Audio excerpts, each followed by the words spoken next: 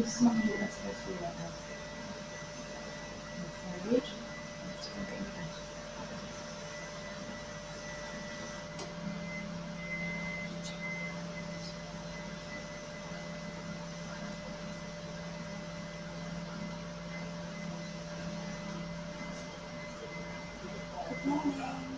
Is somebody there? Maybe you can hear me okay. Oh, hang on, I've got the microphone on. Can I still hear everything?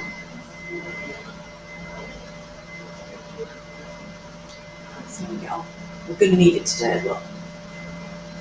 Okay.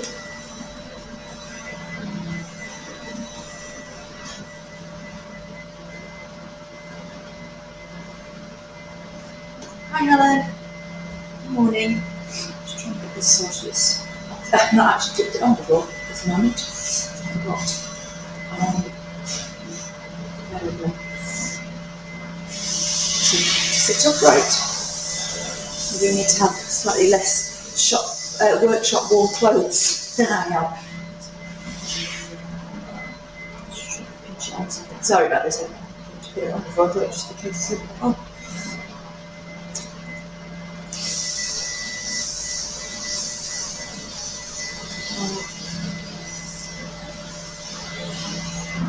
Hopefully there's some more people joining us this morning. Just give people a minute because circumstances for going live tomorrow are not ideal. I don't know if you can hear the noise in the background, but so I'm hoping to get some more people. What the heck's going on with that? That doesn't really work, does it? It's only for one technology. Hi Amy, hi, how are you doing? Yeah, I'm hoping we'll get a couple more up here. There's somebody else coming around. I can see 3 people, so good morning, whoever that is. If you're first time in streaming, sorry if it's making loads of noise for you as well. I'm trying to keep it on just right there. Sorry, should have tested that one bit of the kit. I hope its sound is okay. Could you let me know? And if you hear rustling from my clothes, let me know as well. Because it's the first time I've used it. Right now, it should be absolutely perfect anyway. Hi Nadine, good morning. Got a very good cup of coffee with me this morning. I'll just do a little intro and then we'll get cracking. Silent as well. Just get ourselves sorted. Unfortunately, silent, not my neighbour is doing a workshop today, even though I asked him to keep this time quiet for me, which means he's showing somebody all of his machinery. So my plan is, good, thanks Alan, that's really helpful. My plan is, if you can hear the sound coming through, I'm hoping that now there's a mic, it's more local to me, and in an edit, I can actually edit. I can edit out the background noise to some extent in my editing software.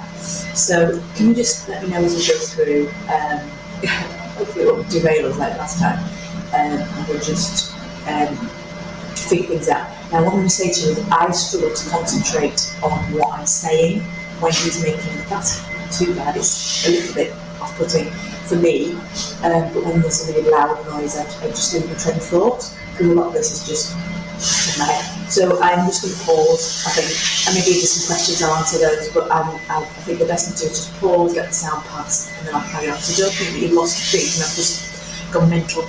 I'm not happy about it, but there's nothing I can do. He said there's going to be noise, and I was like, I only asked in January about it, so, maybe dispute, we get on fine, but it's just a bit like, well, I would have done it for you. So, anyway, we'll make the most of it, because obviously it's third time looking, and we want to definitely get this in the bag and get us into this next stage. I'm a little bit scattered today, which is sod's law, isn't it, when I've prepared for this session twice now, and now I'm a bit like, okay, but, so I'm just going to use my notes, take my time, and get all this juicy stuff across to you, so hopefully it'll probably be even better than with sessions where I feel more in the zone. But we'll get through it together, and we'll just workshop the stuff that I'm going to go through today. Yeah, thank you. Just keep me posted. I'm determined we're not cancelling. Okay. Got a close-up camera up here, over the table, so we do quite a lot that way. I've got to wing it a little bit because it's difficult to know. You can't stage manage doing something that you haven't done before because it's real stuff. It's not just words. Yeah, I'm going to try and do that anyway. I've got my headphones just in case. So this bit I'll probably just chop out of the actual session. You don't need to watch this more than once. It's just for us today. Feel free to throw questions in as you go. I'll keep an eye on them. And if I don't answer straight away, I will do. It's just I might step a question two up for when the brain goes. Also, if you want to throw any things in, any tips or products you've used or etc., would be really helpful as well. Particularly when we come to things like stains and finishes, because I haven't used every single product out there. So if you've used some to good effect, share them with everybody. And I can always add them to my list as well.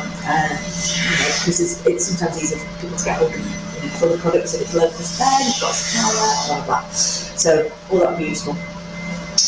So let's get cracking.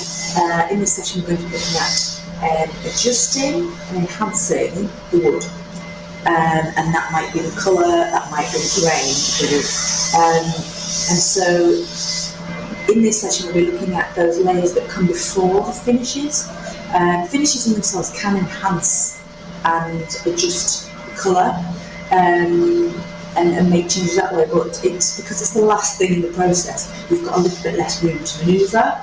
And also because wood's quite multifaceted, the light catches through it. Putting these layers in first makes you get a much sort of deeper, richer quality. When we're adjusting the colour and the tone and what have you. So, and it also gives you much more spectrum to sort of play around with it as well, because the wood's still there. So we're going to go through some of the options. So you've got in your toolkit. You don't have to use them all. You just, particularly when it comes to things like staining and shellac, touching up obviously is something that you might want to do if you've got some damaged areas. So yeah, first of all we're going to look at staining, which covers lightening and darkening, so and also toning the wood, changing sort of the shade. How do we do that first? Sort of change the order around a little bit, because I think actually it makes a bit of sense to do it sequentially in terms of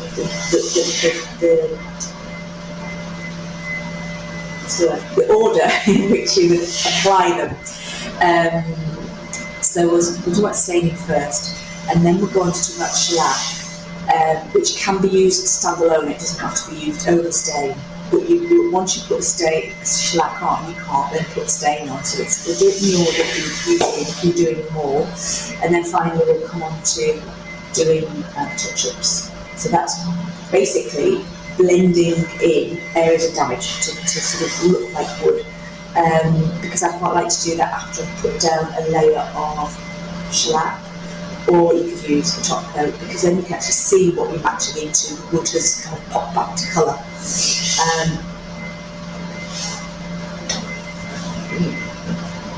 Just check it.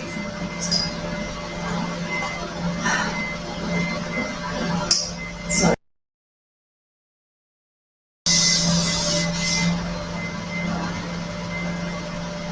Check this.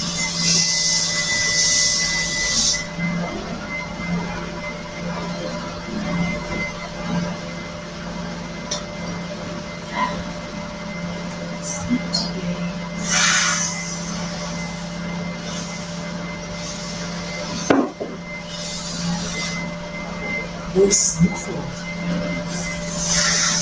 Can you make it better now, or is this just not doing it?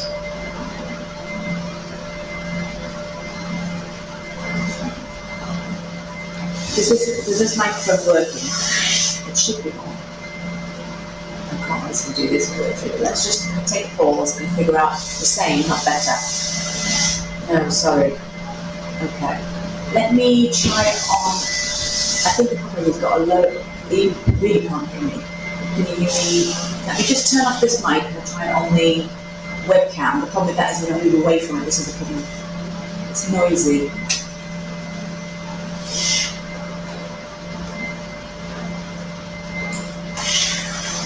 But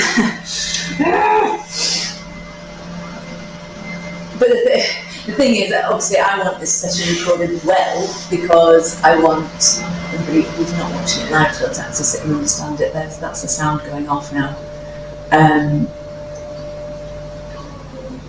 They did say most of it would be done by 10:30, it's only 22, but he did say there would be occasional noise, but that thing is just running constantly.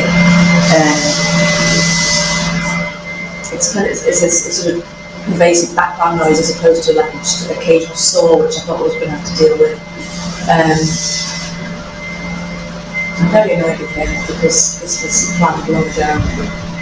We did this when we were doing the one before that we actually went ahead with. You probably can't hear me. And we're just trying to turn off and go to the camera.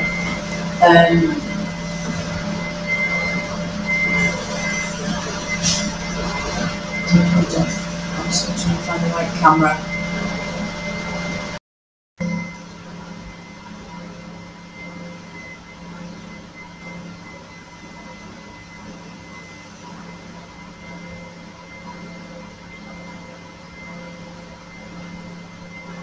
Right, okay, now, I think, can you hear me now?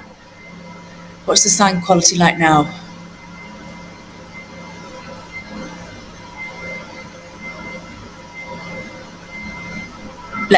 Yeah, okay. It's way better. What's it like when I'm over here though, Nadine? Because I've got to come over here to do demos without that microphone.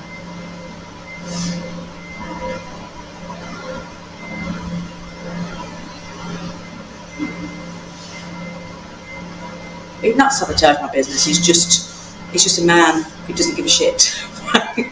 I will be editing that bit. He just thinks I'm a stroppy female, I think.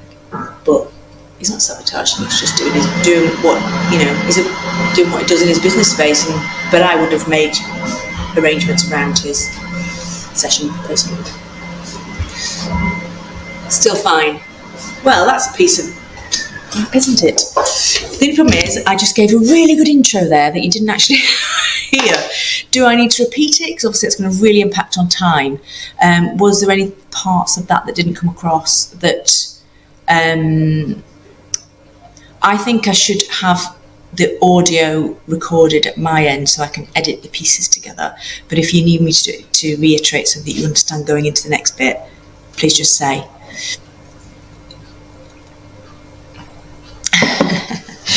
I'll just grab a tissue if you don't mind, just bear with me.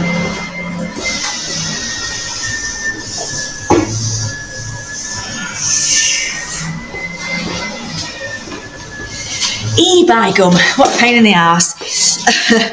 I even read all the reviews to make sure I got one that was jolly good, but it's obviously no good. And the problem with it is I can't test it till I'm live. I might have to come into the group and test it again, because it's supposed to. The problem I was having from turning away from the camera and you couldn't hear me. Can't win, can you? Yeah. Okay. Let's start from where I was up to. So we're going to start with looking at stain. Because that's the first thing that needs to go onto your bare wood, because stain has to absorb in. Then we'll move on to looking at shellac, which effectively, once that's on, that's going to seal the surface of the wood, so nothing can really absorb into the wood. It can only sit on top of that. Then we'll talk about touch-ups, which I'd usually do after that, so that, as I said, the shellac will bring the colour of the wood up to what it will be, and I can work to that. You don't have to do all of these three things. So if you're not staining, you could go straight to the shellac stage. All of them sort of can add colour and enhancement to the wood. So it just depends what you're trying to achieve. And so you might do something different next time, what have you. And also you might even be working with a wood type where you think, well, I don't need to change the colour. I don't need to make the grain pop. And it's quite sort of a simple wood, and you might go straight to a finish. You might go straight to your top coat. So don't feel this is, absolutely nailed on. These are just tools that you can use to adjust and enhance, essentially. Good. I'm glad you can hear me. So obviously we know what stain is, and in terms of applying it, and I'm going to go through a little demo and etc. here. It's worth saying that you can use coloured top coats and oils and finishes at the end to go over the top. The stain that absorbs in is obviously going to give you a much richer look because it's going to penetrate into the wood and it will catch the light in the same way that the fibres of the wood catch the light. It's multi-dimensional wood, it's not just flat colour, is it? So when you add a sort of tinted, almost top coat or tinted oil over the top, you get sort of a nice glazed effect, you get a sheer effect, but you might not get that sort of richness of different tones. So it's worth playing with now. Now this really is only necessary if you don't like the colour of the wood that you've got. Maybe you want to darken it, maybe you want to sort of enrich it, or maybe you want to actually tone it down. So that might be that you want to, often it's take out the orange is the big one, and sort of lighten it, effectively bleach it, make it look paler. Or you might want to colour correct it by adding something that's sort of cooler instead of like a red tone wood. So you might add, this is where we go to the colour wheel, we might add a green, I've got a colour somewhere, these are quite handy to have. If you've got green, a reddish redwood, you want to use a greenish tint to take that down. It's a bit like colour correction in makeup, or even in, you're doing think about dyeing your hair. You're using sort of those colours to sort of cool one another down. So if you've got very orange wood, you could use a blue dye over the top, or you could use, as I said, a greenish tinge over a red-based wood, so like a mahogany or a cherry could be cooled down, and that sort of colour taken back. But you can also use a cooler wood colour in your wood stains. It doesn't have to be like blue or green, but I'm going to show you some products up there so that you can see a bit more what I mean as we go through. But we need to sort of think when we're staining about the colour you've already got. So what you've got on the tin isn't necessarily what you're going to get because you're adding that colour. And I like to think about, when you're dyeing clothes with Dylon, and it says you've got to think about what the base colour is because you're effectively combining colours. So you need to kind of think about what the two combined are going to be rather than I'm going to get what I get on the tin. And there is a little bit of just building a bit of experience and trying things out on a little bit of wood first that's a near enough tone. And like I say, it's something that you get used to as you go along. But I don't want you to be scared of trying it because if you use a water-based stain, you can effectively sort of almost clean it back off the wood, especially if it's veneer. It doesn't have very far to sink in. You can clean it back off, you can strip it off, and it's quite sort of forgiving, but it can add, obviously, quite a lot of enhancement if your wood just looks a bit washed out, or you need to sort of maybe sort of slightly disguise some discoloration. It's not going to completely hide it because obviously you're still going to see the differences, but it can help sort of make things look a bit even, especially if you go a bit darker. You can sort of, any sort of little dark patches can be sort of blended in a bit more. So I'm going to show you on the piece that I've been working on, which is more the sort of reproduction piece, because I've got to do some staining on that, and then I'll do a little sample board as well, and then we're going to come on to looking at the shellac side of things, which can be used by itself. It doesn't have to be used over a stain, and it does add colour. So it's something you might want to sort of skip over this stage and go straight to the next one. But I'm going to do it in sequence because once you've got your shellac on, you really have to then go straight to the finishing stage and add colour that way. You can't do it at this point now. Yes, just as Amy's just asked, once you put it on that, you can't remove it. So there's going to be an element of, with my coffee up here, there's going to be an element of it sort of in the wood, but as you'll see when I've been experimenting with these, this is mahogany. It's got sort of a whitish looking patch in the middle, but that's where the softer part of the wood is, so it's obviously got a bit more wet than the rest of it. I've put quite a few coats on. This actually is the one that I'm going to do. I'll stain this one here to look the same as this one. So this, it's actually got variations in the wood here, which I think looked better when it was darker. So I have actually stained this darker for the client, and I went towards a walnut. and they actually preferred the more chestnutty colour of the original. So I had to take it back, and all I did was just basically essentially wash it off. So yeah, but then if you find any of it stuck, you could use a stripper to take it further and get it out that way. But what I tend to do as I work with it is to water down my water-based stain quite a lot, so that it doesn't grab too much all at once and you can build it up. Unless you're really, really sure, and just go for it. It's not an issue. But then that just allows me to sort of build up the colour. So this is trying to take it away from the reddish tones of the. It's actually got shellac on as well. So it's got water-based stain, and then 2 coats of shellac on, which shellac itself has got a colour to it, so it's like an amber colour, depending on which one you get. I've got sort of an orangey one, so I have to sort of think about the colour going over the mahogany. Mahogany is quite a reddish wood, so then I've got my brown and I've got my amberish colour, and I actually still think that's a little bit too red. So for the purposes of this showing you what I'm going to do, I'm going to add, I might strip this back and I might add a little bit more brown into it, because I think that we might look a bit like mahogany still, whereas it didn't originally. So, just to show you some of the products, I'll put it on the other camera. Let's just,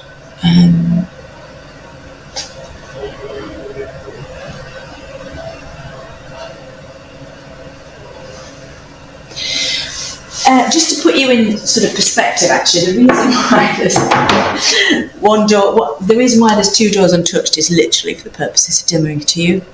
If I was working on it at myself, I would obviously have done them all. This door is not original. This door is the one that I've done. But one of these was still finished when I first did it, and I took a photograph of it finished with the new colour on beside it. Possibly it'd be quite good to still have one of those doors, but for the purposes of demoing here, I wanted to show you before and after, so I needed to use all 3. I do have the tall doors off the top with the original colour on, so yes, yes, it is quite a good idea. If you wanting to try to get back to that and you're stripping off a damaged finish and you want to try and sort of manage to get it sort of similar, but I think for the purposes of stripping a piece of furniture, I wouldn't personally be trying to tone in this, like the sides of the piece here, which is, it's actually in here with me now, but it's in 2 pieces and it's looking very half stripped. If the sides of it were in pretty good condition, which they were, I still would strip them, because my finish and my staining here to try and match that into the original, it'd be much easier just to refresh it all. So that's what I've gone for. Might not be everybody's idea, but my top coat might not look the same finish as that top coat on there, so I have taken the view of taking it all off. So I'm going to quickly show you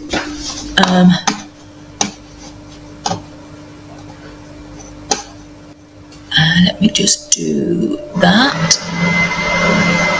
So I just want to quickly show you, I hope you can hear me okay, just keep me posted if you can't, but what it looks like before.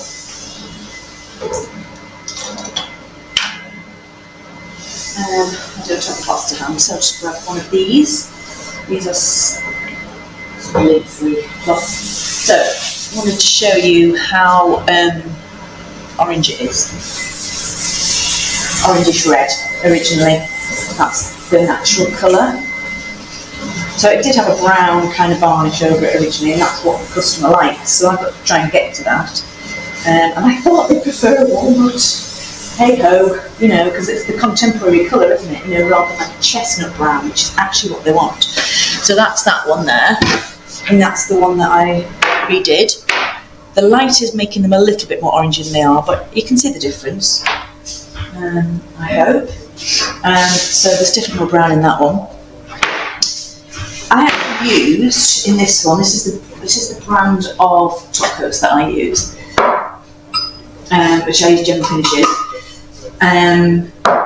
I have put some other brands in the supply list, but I don't use them anymore, which is perfectly fine. I've just found that they're easier to mix when you're using the General Finishes ones, because they're totally water-based, and you can layer them on top of each other. You can mix them together to make, your own shades. And what I found with these ones are from the Qs of the world, Colron. So you see there's a lot of DIY stores, and these are good little products, and I'm happy to recommend them, but they are not water-based, and so they don't mix. You can mix them, but because they're oils, they don't sort of combine properly, or oily, and they're just a bit more IBO season. So they're perfectly fine now, and nice colours. And then Wilko's do a version that I used to get as well, and that was absolutely fine. Again, they don't mix terribly well. So those are worth trying if that's just easy for you to get hold of. But the General Finishes ones, I just really like if I'm really forgiving and easy to apply. So that's what I like. They do a full range of wood-tone colours like that.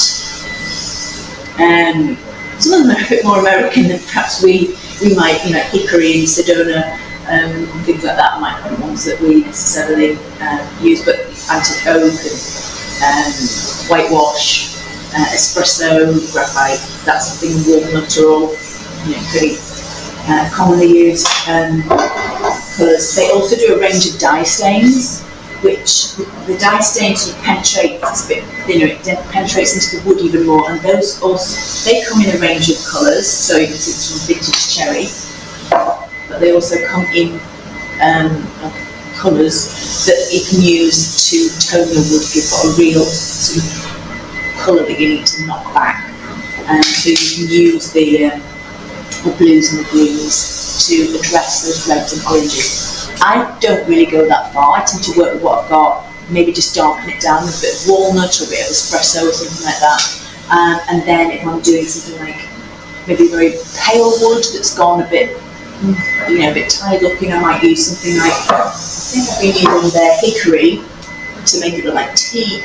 You can, and then using also like the, I don't think I've got the golden oak, but this one here, a bit like early American, just to put a bit more pep back in those pale colours. So I don't do a tremendous amount of colour adjusting with blues and greens, etc. like that. It's not really, I tend to work with the colour of the wood that it is and just try and boost it a bit. The other one I use quite a lot is whitewash, and that's really good at knocking back the orange and pine. So let's do a quick demo getting on this one, and I'll just mix them up, show you what I do, and show you how it is really easy and not too frightened of it. I mean, obviously there's a little bit of getting used to the colours you might get, but we'll just see if I can find a bit of wood. I did have a piece of wood just on the end of the table, which is disappeared. There. So I've got my veneer here for the top section of my older piece that I'm going to do. We'll do that in the second part of the session. We'll look at getting the veneers to actually match it once we've got them applied. So this is a little piece that I was using for testers. It's not really the same shade, but it's not a million miles away. Just to see the colour on top of something that's already got colour.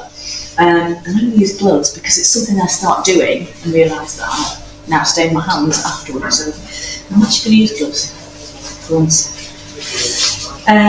So let me find all the bits and share that with you. Oh yes, absolutely. So this is, let's find a nice clean tin. There you go, General Finishes. Again,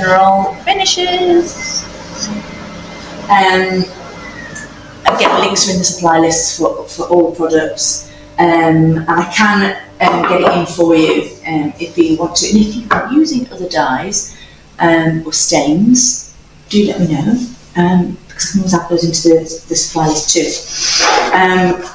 So to get this to, let's move this one out of the way. See how good that one is, and that's what I don't want. I want to get near the other one, but I actually want to get it a little bit browner.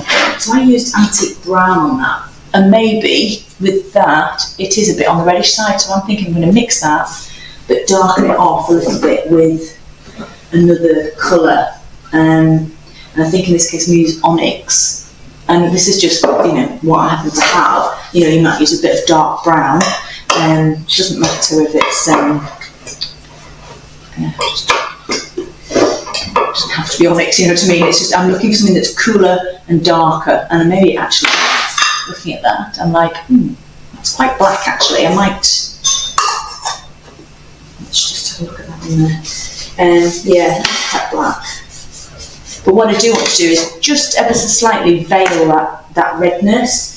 The first time I dyed it for them, I did use, I think I used the onyx with the walnut and it was just too dark. I liked it, but I think it's because of the woodwork in their house, so it's quite difficult to do this stuff from afar. And I did say I'd send them a sample on a stick, but I think we would get there. So,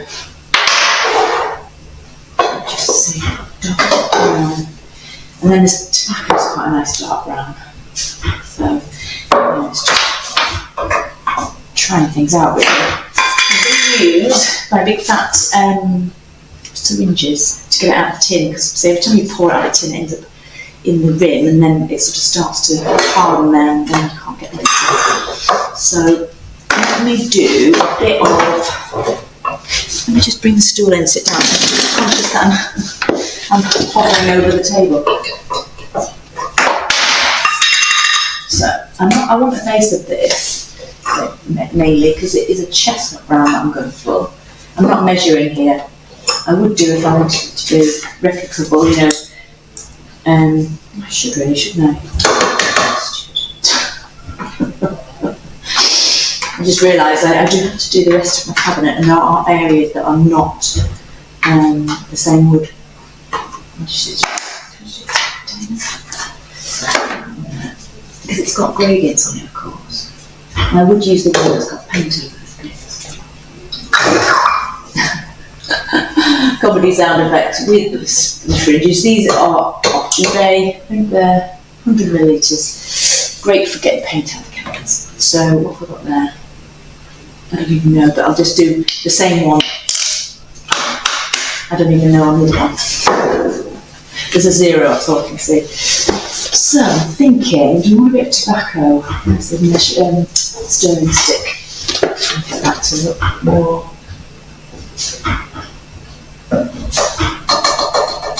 So this is where you just have to try things out. There's no, I'm not going to worry too much as well, because if I don't like it, I will. Right, I'm just going to add a bit of tobacco, I think. I think the onyx is too black.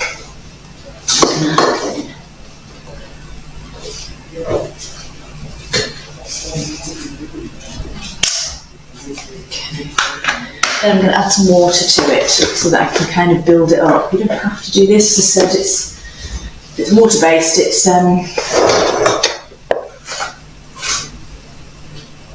already got water in, but I'm just going to add. That's probably about 10%. Let's just give it a stir.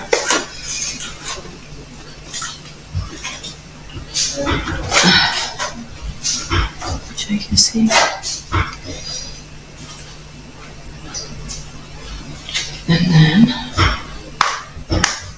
And you could go even more than that at the end of the day. It's and just keep building it up, letting it dry, and you can layer up other colours and adjust it as you go, making sure it dries, because that's going to show you what it actually looks like.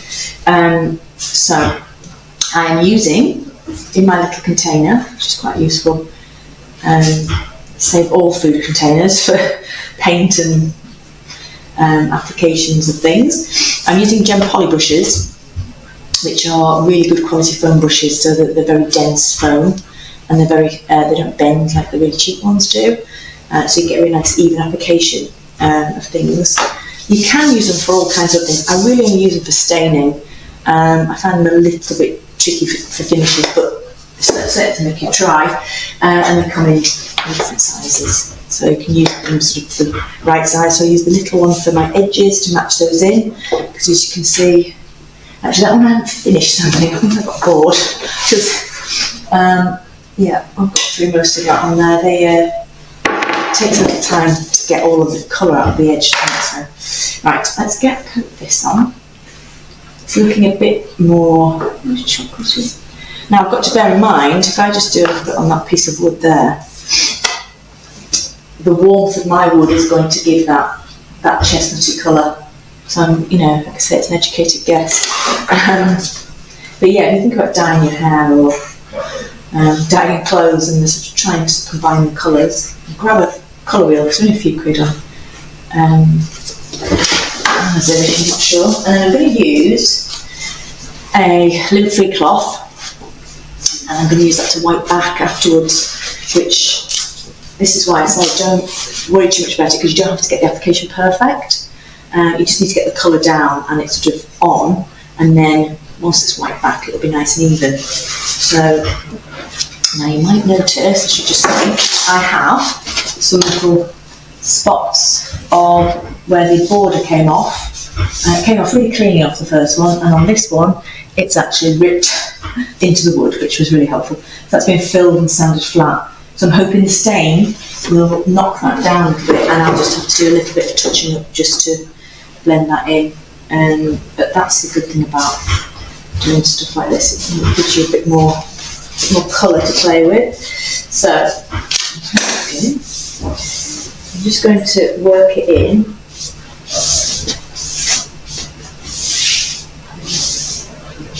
And at that stage, yes, that's quite like, oh my god, that's shocking. You can see okay. And then I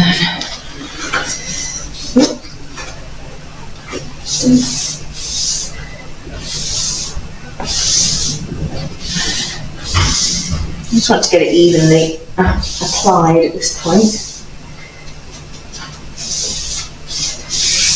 Hoping it isn't going to be too red.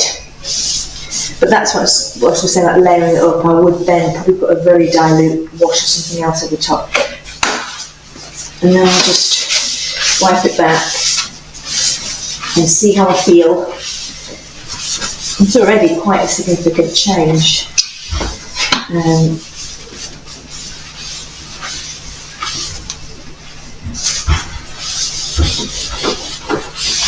Just need to make sure to wipe it evenly and look for those sort of white marks, like in the middle there, and have like a bit of excess, like I've just done there. Let's just wipe those bits back, because you can always wipe them off later with a damp cloth, and you can always. Now the one thing you don't want to do is to start going to wipe over those in the other direction, because I can just see some white marks, and I've got grain going out. So that's what I'm going to do, just to tidy it up a bit. Is I don't want to start sanding on top of this, because then that would leave a patch where the stain wasn't. So that's the only thing about stain that's a bit problematic. And so if I was going to lay a design on this now, this is where I would then seal the surface with something like shellac or top coat, so that the stain is sort of a bit more protected from what I'm doing. But it does reduce down your options for fixing things with designs as well. So have a look at those spots there, are already looking a bit better, and I'll have to do a bit of touch up, but I might actually put another coat on. And if I go for another coat and I go a little bit, maybe I might just go for a very sheer coat of the dark colour without the warm antique brown. I just noticed a bit of wiping, it's probably talking at the same time, a bit of wiping just showing there and to smooth out. So I'll leave that to dry. You can go over the top, it's not a problem. Just watching my direction here actually, which is usually fine when you haven't got a border of wood going in a different direction. Just want to show you the white marks. That's not bad actually. Yeah. So we'll see how that goes. So put it next to the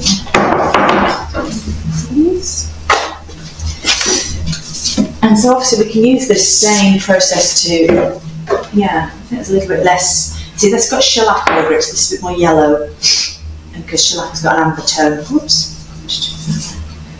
so a little bit more work to do on that just to get that where I want it to be. thought I'd just quickly show you is a lightning one. I do need new gloves for this actually, so I don't deposit brown stuff everywhere. I'll just grab these ones. Because I know me and I'll probably knock something over. So if you're needing to lighten the colour of your wood, maybe you've got marks on it, maybe you just don't like the colour being so orangey, but you just want to keep it pale. When you go to add a finish, as we've seen with the white spirit, when you go to add a finish, your wood's going to go back to that colour, the colour's going to come back into it, so that pale, some people call it raw look, that is something you want to retain. So that's something you could do at this stage with stain. And so this is what I mentioned before, the whitewash. And I think that's a good way of sort of knocking back the colour. Now I haven't got something very, very dark here. Let's just put a bit of water on it. It's not very orangey. A little bit there. Now interestingly, this is actually a piece of wood off the top of a sewing box that's had the veneer stripped off. So what's here isn't particularly very good quality wood. So I'm just using it as a sample board for this because I don't have anything specific that I want to whitewash for you. But if this was a nice piece of light wood, what I might do first is to use a pre-stain conditioner, depending on what it was. So particularly things like pine. So this is a pre-stain conditioner from General Finishes. You can make things to sort of substitute for this, but it's a really good product for making sure your stain takes evenly. Some woods have got really big, soft and hard bits, like on pine, and the softer bits, because it's quite a young wood, will suck up the stain and it can look quite patchy, and so that will help make sure that it goes through evenly.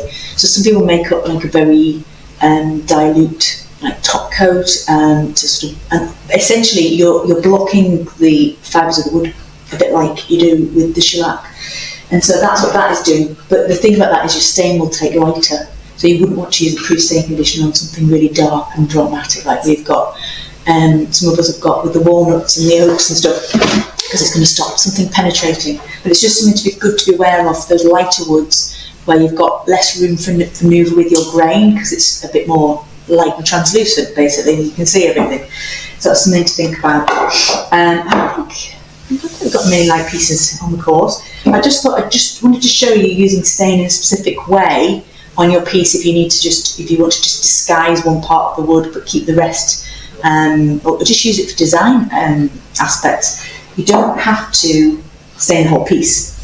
So I'll just grab another container, and I definitely suggest doing this dilute because it's very white. It just means, again, it's about control. So just give this a bit of a stir because it has settled a bit.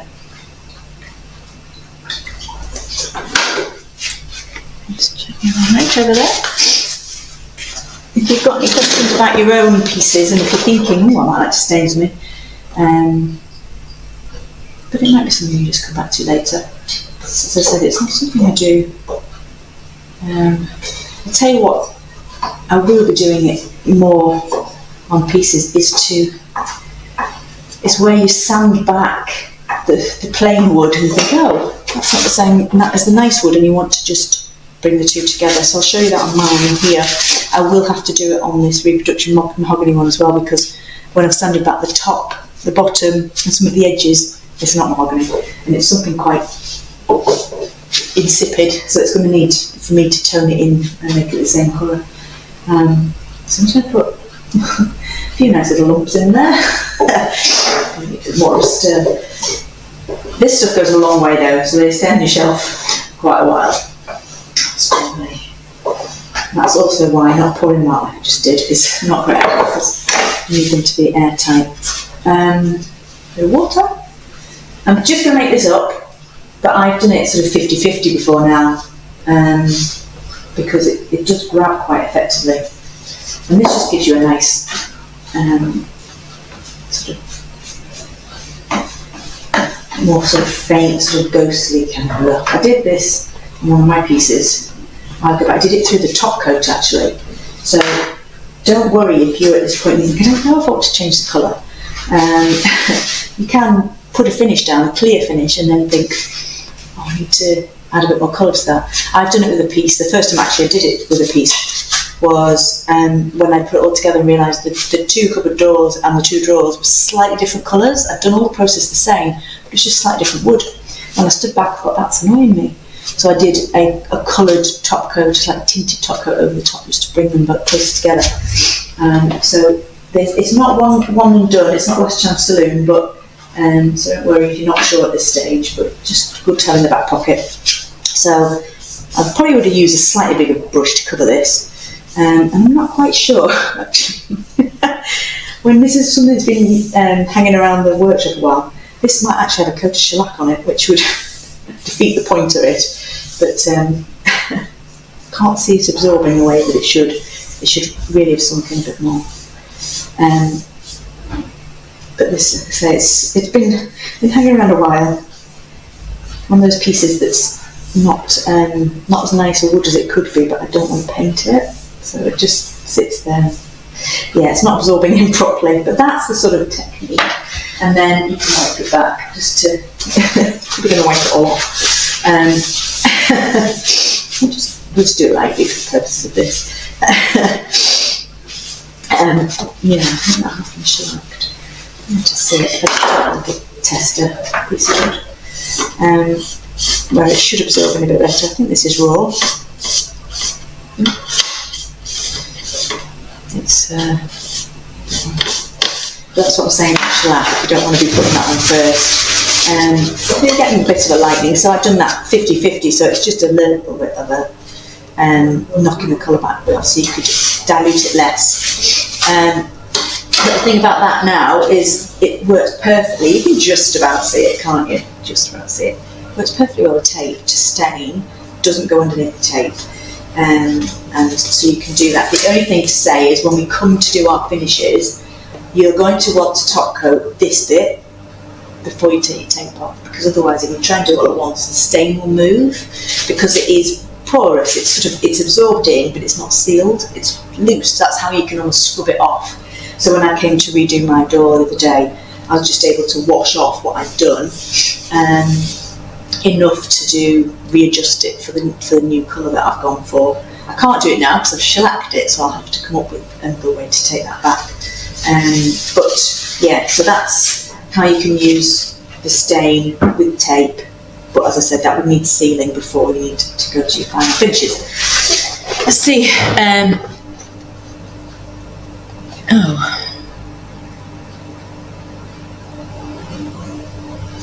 Let me just come through the questions.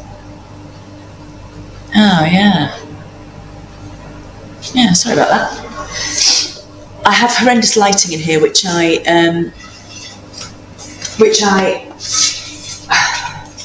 can't do a lot about, unfortunately.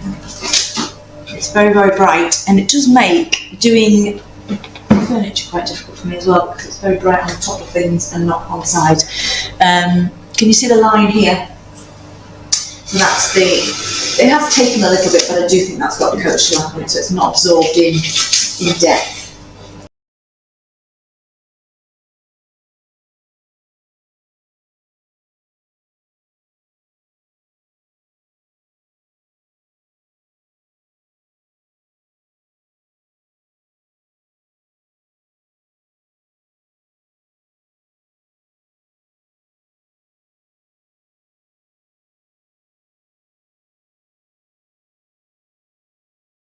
That camera is a little bit intense with its black and white, but it looked all right on the. Let's just do it here. Hello. So that's the difference with just that 50% whitewash.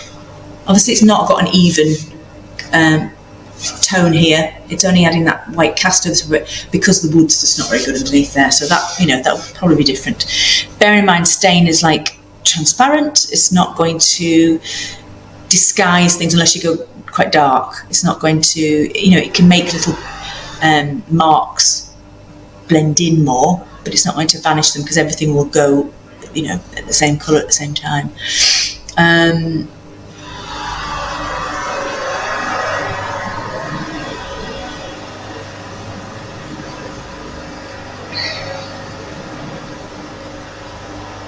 Not sure what happened there, Nadine. Can't throw any more tech at it if I tried. Yeah. Hope it was all right for the demo for the dark one. Probably that showed up a bit better. I think it's the contrast between dark and light that camera is a little bit intense with, so you couldn't see this. Hopefully. The recording, hopefully, I'm getting that odd flicker across the screen that I had last week, but I'm ignoring it. Yeah. It seemed to be alright in testing, so I will have to do a bit of editing afterwards and have a look. But the recordings should have everything there, so I can sort of restore back anything that you've missed. So if you've got any more questions about staining, I'm just going to show you a little bit of a close-up of my piece over here before we move on to shellac, because it sort of links in. I'm going to bring this camera over because it's a bit nearer. The other one is, this one's got much better picture quality. So let's see if we can take that off there gently without making you feel seasick, and just show you some of the edges on my piece here. Can you see how pale the wood is? And that isn't actually the light, that is how pale it is. And also you can see on the top here of this, that is really pale compared to the draw, which is nearly at full colour, but it's not quite, it's not fully shellacked yet. But so this is going to need something to bring it into line, because the colour of the wood just makes it look a bit cheap, and also gives away the fact that that's not nice quality wood. So you could just decide to put a shellac on your wood if it's just a slight amber hue, so an orangey yellowy golden cast would just bring it into line with the rest of the piece. But if not, that's where you might want to add a bit of stain first. So if I just grab a little bit of water, do it properly, because sometimes I slip my finger and you get a little bit of a sight of just, I mean, you could do it with white spirit, but I'm just doing a quick show. So that's going to show you what colour. Oh, hang on, the lights are doing it again. There we go. You can see the colour. It's closer, but in general terms, with how dark some of the colours are here, I think this needs to be a bit darker, and I'd probably maybe even tone it in with the interior here, which is more like a, well, it's a teakish colour, but it's sapele mahogany, which is like a teak colour. So I might just use a coat of stain on that just to make it the same colour. This right here is behind the door, so you can think about those things. If you can see it, you know, these are also bits where you can accentuate with gold or, you know, a black or whatever. If you can see them, you will want to make them a feature, but this is behind. So actually I think I want to make this look. So I've had a little play here. So you can see I've half sanded it. This is what it was originally. I've half sanded it, and then I've used that hickory stain just to stain it in so that it matches. So it would otherwise look like this when it's sanded. So it matches in, and then I can add my shellac over the top, which will add a nice golden colour. So it's layering up those things. I mean, I don't have to add shellac of that. I could just go straight to a top coat. It's, you know, it doesn't have to be one after the other, but it is sort of steps. So anyway, that's what I'm going to be doing. I'll add some more colour to the top of this, and then they'll all be shellacked. So that's just a bit of insight on that. Let me just pop that back up there.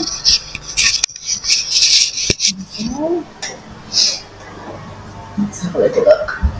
So this looks like a good question coming in.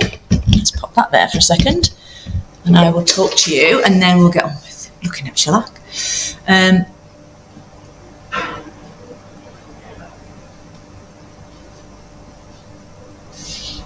Yes, that's going back to the whitewash, isn't it, Helen? It's just bringing it down. So if I wanted to keep this drawer here as pale as that, that's where you could use a whitewash.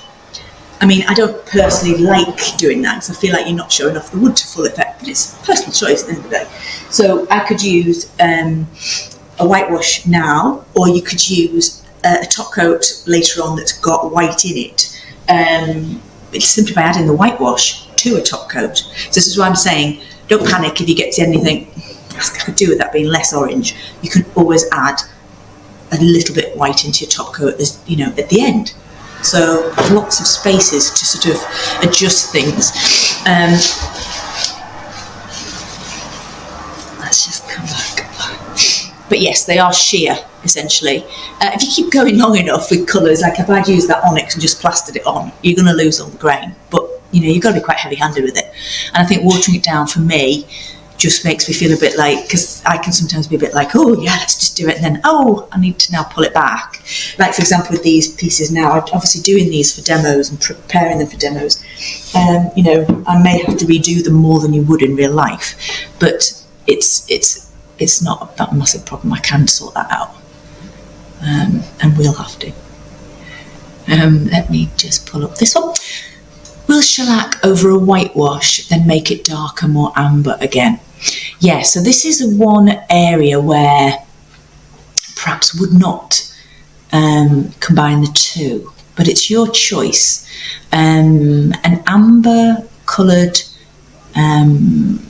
anything like a shellac or a varnish or an oil is going to put a yellow cast over the top of anything that you've put a whitewash on. So I wouldn't potentially use a shellac, and a case by case basis, but a lot of those paler woods where you might want to use a whitewash. I mean, if you're using it over that, you probably don't want to be using shellac, because then you're just putting back in the colour that you've taken out, and it might just show up a bit odd. But a lot of the paler woods, unless they've got something exciting going on, I might not use shellac with them. So it feels like that might be two different goals going on there, actually. So if not, it's rather like using a varnish or an oil with a white paint. You know, you just wouldn't do it. So I think probably you'd not use the shellac. And so really what I'm using shellac for, because shellac is a finish as well, it can be used to totally finish a piece of furniture a la French polishing, by building up lots and lots of layers of it. But I'm not using it that way, and that's not the way I'm sort of showing you to use it. It can be used more dilute, and so that actually goes into the wood, penetrates like an oil would, and then it brings out all the colours, but then we actually sand it back flat to the wood and add on our protective finish. So it's not acting as a finish, it's acting as some people would say a sanding sealer. I don't like to call it sanding sealer, because a sanding sealer is people are using it so they can finally sand something, and I'm not using it for that. I'm using it to make the grain pop and to give me a good basis to touch in, to add designs on and know exactly what it's going to look like before I have my protective coats on the top. And the reason I don't use it as a finish is because it's not a very durable finish, actually. Shellac is really lovely to work with, very forgiving, sticks to anything. You can even use it as a stain blocker. So I'm going to be sharing some recipes with you. Today we'll be talking about the one that I use for making the grain pop, but you could use it to actually stop stain blocking at a more dilute level. So anything can stick to it, and you can use it. Where was I going? Lost my thread there. Let's have a sip of coffee and we'll try and there was a point, but I forgot what it was. It might come back to me.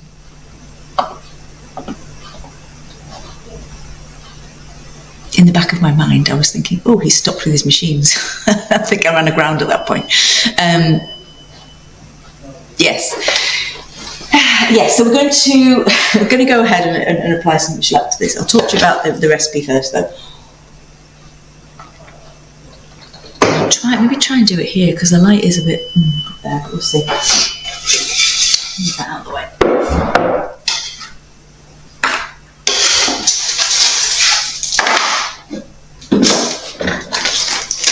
So you don't have to buy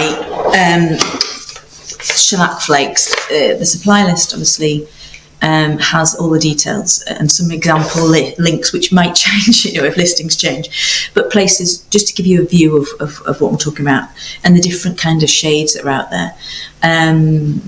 But you don't have to mix your own if you don't really feel like you want to. So in the supply list is also Zinsser Seal Coat. And for those people who've already been doing furniture, they'll know the name Zinsser because they make the Zinsser Bin, which is a shellac-based stain blocker, which is what, going back to what I was saying about using this as a clear stain blocker. Although it's not clear, as it's amber, but you could use a blonde shellac as a stain blocker and put that under your designs and stop things bleeding through as well. But Zinsser's a really great brand. So obviously it's a bit more expensive to buy it pre-mixed. You can just see what's left of mine there. You can see the sort of consistency. It's a bit like Lucozade, bit thicker than just water. But that's already mixed. And it's the really important thing is, if you go out shopping and looking for something, is that it needs to be wax-free. If you're planning to do the more protective version of finishing, as I do, is you want to add something over the top of this to make your finish really, really resilient and as tough as it can be. You're going to add like a polyurethane over the top, so it's a clear coat over the top. This in itself, it's a bit softer. It can scratch, it can get a white bloom when it gets moisture on it, so it's it's a really nice finish. One of the really good things about it is it can be easily topped up and it can be reworked. So if you've got a scratch in your shellac, you can just add more shellac to it. So that's why it's great for the interior of cabinets. It just refreshes things. So it's nice to work with, but you wouldn't have it necessarily on the top of the sideboard or just in the drawers by itself. You'd want a protective coat on top. So that's why I'm not using it as a finish here. We're using it to get into the wood, penetrate the way an oil would, but without the inconvenience of an oil or an oil-based product, which we have to wait for it to dry. They're a lot smellier to work with. We get all of the benefits of that from using the shellac now. And then the polyurethane, the sort of modern high-tech protective coat over the top later. So like I said, it's like a sandwich. That's the way to think about it. So I've got a mix, which is stuck to the table, of mine, which is, where is it? There it is. So I've got my, this is, you can see, de-waxed shellac. Now, I have been reading that you can leave it to settle in the jar and the wax will rise and you can take it off. Never tried it. Do feel free to, if you struggle to find de-waxed shellac wherever you are. This is an orange shellac. I'm recommending you try the golden brown ones, which I think I might go for next. This is quite intense. So start with something a little bit less intense. There's a very pale blonde that you can get, and you can also get a reddish one. So the pale blonde I think could be quite useful for things. I'm not quite sure if we'd really go for a reddish tone shellac. So you can see flakes in a bag, flakes of resin effectively, sort of shellac resin. And then what I've done is got a little jar, poured in about a third, and then topped it all the way up with methylated spirits, which is that one, the purple one. Easy to get them confused, isn't it? And then give it a good stir, leave it overnight, give it another good stir because it'll start to go like it's melting, but it's not quite, and then combined, and then leave it a bit longer.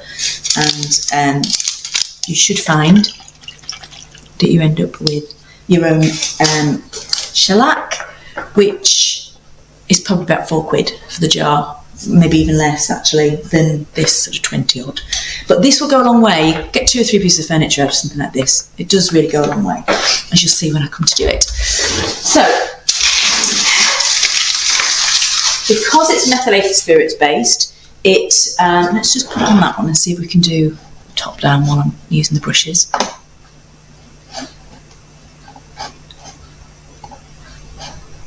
There we go. There we go. It's a bit intense, isn't it, with the lights? I just wish I could just switch one light off and leave it on. Anyway, so can you see that? Let's move it a bit further away. So I've just got my usual roller tray with foil in. I'm going to put some more in actually because it's stuck to the bottom and ripped it. But you can keep the same rollers and brushes with your shellac, which is what I appreciate, because using oil-based products, things like Osmo oil, for example, Pollux oil, I used to always be throwing my brushes away because washing up with white spirit to get all that stuff out is just horrible. So this is what a brush sounds like once it's dried, but all you need to do is soak that in a little bit of methylated spirits and it'll be soft again. So that's just some of my old brushes that I've used before. So I've just put a little bit of the methylated spirits in the tray, and then my brushes are all soft and malleable again, and the roller just needs a bit of help to get going, and you can reuse them again. So they just sit on the side, and then when the time comes, they get softened up again. So I'm just going to add an extra layer of foil. I know that it's stuck to the foil there and I've left it overnight.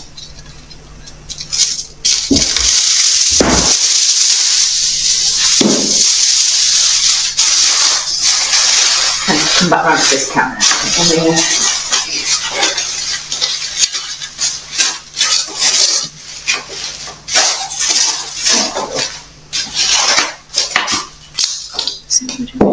really see. I had the phone as the close-up camera, but the problem was that, of course, it was going wibbly on the network and we were getting a fuzzy picture. So I wanted another camera.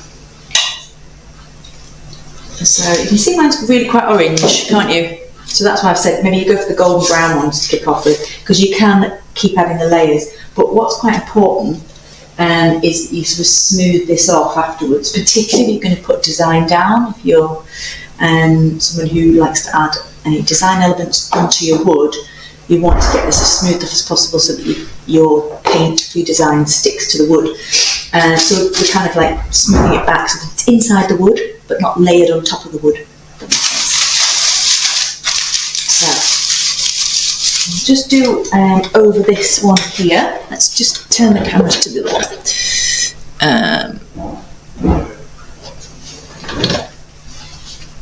Just thinking what we're doing.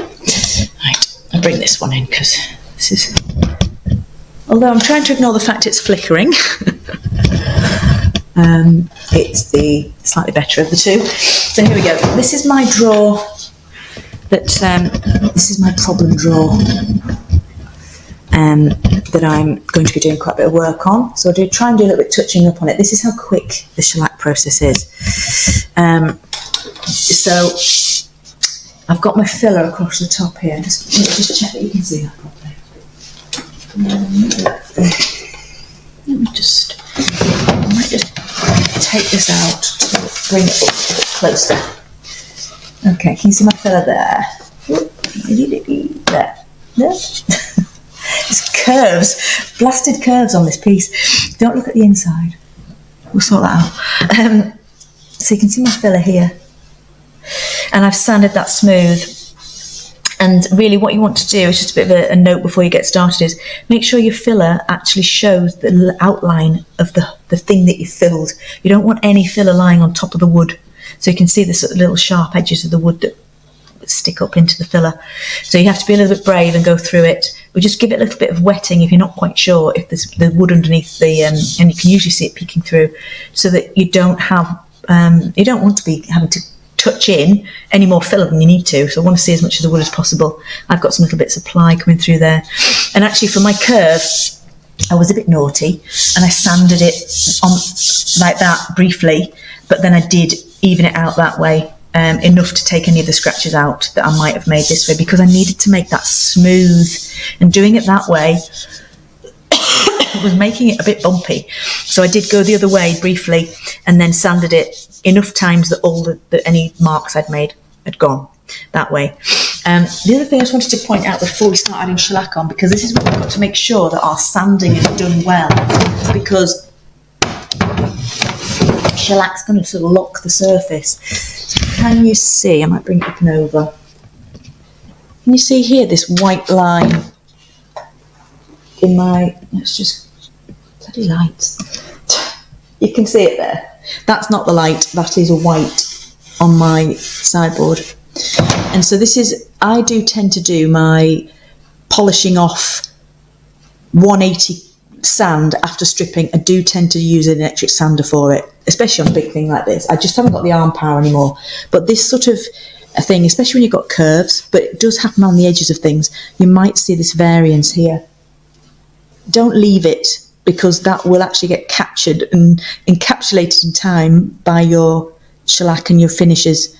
That needs to be evened out. So I suggest, this is where we get the hand sand out. I'm going to try and do this with one hand and hold that up there. This is where we want to go in and hand sand, or even use the actual, sorry if this is moving a bit, but use the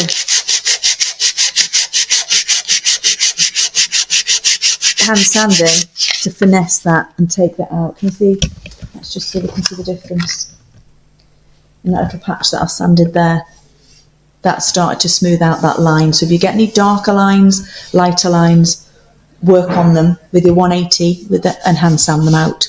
So you might find that around the edges of your piece. The other thing to also point out before you go and do your shellac, so this is another section down here. Just going to take the camera off and show you here. Can you see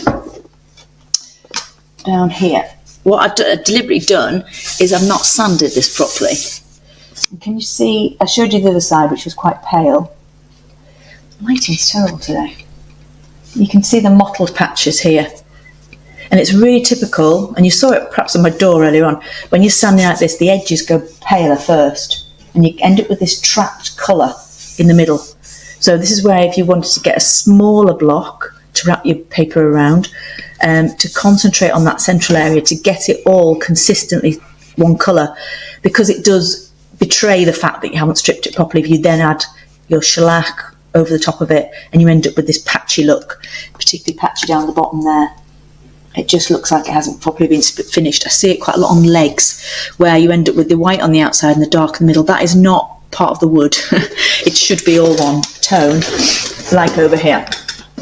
So, again, we're struggling with the light today. Really struggling with the light. There you go. It should be consistent, like that on that side. So there are some flecks within it. So I think it's starting to look at the patterns in the wood and reading into them a little bit and seeing that the flecks should be evenly across, but there shouldn't be a darker patch in the middle. And the same with this banding up here. So I hope that's helpful anyway.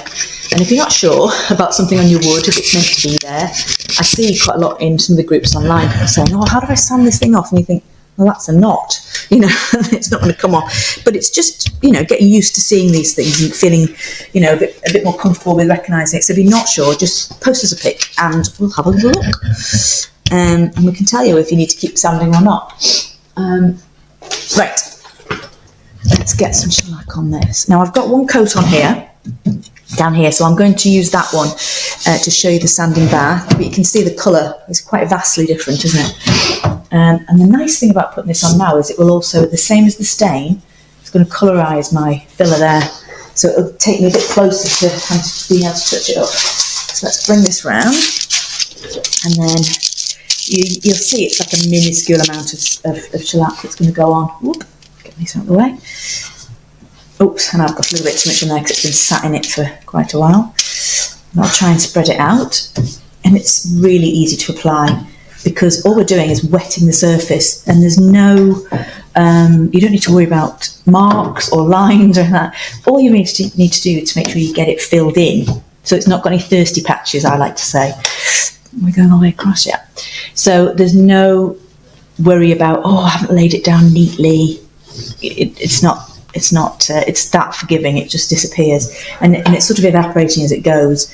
So that's the first coat. So obviously that has got that orangey tone, so I'm looking forward to getting my hands on something a bit more golden, but all these colours are in the wood anyway, so it's I might do the piece with the more golden one to knock back the reddishness of the mahogany. So there you go, you can see the drama coming out of that already. Looking good, huh? So I'm going to do 2 coats just to make sure it's fully gone into the wood, and I can see some of the like drier patches here where it's evaporating off quickly. So that, if I actually put it in front of the fire for a second, will be dry enough for us to work on by the time I've done the other coat. Not so close that it goes on fire. So this one, let's come back a bit, so you can see me as well. There we go. Still getting that occasional flicker on my camera, which is annoying. I might need 2 cameras. I'm made of money. Right, so this is one that I've done before. You can see, I can see, and it might be difficult to show you here, and get the light to catch on it. You can see some shininess, and then there are areas that are just a little bit sort of drier. So I'm going to put another coat on to make sure it's evenly absorbed. Now, interestingly, I've got a little patch there. Can you see in the top corner there, nearest the furthest away from me, there's a little fleck. It's here. And I don't remember going through that with the sander. I don't know if that was just part of the veneer, because it's totally smooth, but it doesn't have the patination of the wood. And it's just interesting. It reminds me of something that was asked in the group this morning, which I will go into more detail in the Q&A and show some pictures, and saying that there's no ridge, there's no edge. But actually, when you're sanding through the veneer, it's smooth. You've effectively, you've got a flat surface. It's just peeping through there, so that it wouldn't be a case that you could feel where the veneer ended, because you've sanded the whole thing smooth, but it's just thinner in one area than the other, so it all tapers in. So I'm going to put the coat on, but first what I'm going to do is I'm going to knock this back, which just allows me to take off any extra bits and smooth that out, and then that last coat will go on. Where's the sanding pad? I'm going to use a synthetic sanding pad. Sorry, I just moved my mouth quickly. Like so. So this is, I think it's probably a 180, but it's not comparable to a 180 sandpaper because it's not made with the same sort of material as sandpaper, so it's not coarse, so it's much finer. You could use a really fine sandpaper, but I quite like using these in between the coats of finish and paint just to smooth things off. So what I'm going to do is knock it back, and this is quite good if you've got little bits, perhaps if you're first applying shellac it might happen, it does still happen to me. You might get a little sort of an extra bit where it sits up a bit more, where you've got a bit more shellac than you need to. Just need to smooth that off so that it looks like completely flat, dusty wood, and you don't see any shine, you don't see any orange, you don't see any yellow. So you need to just smooth it right back.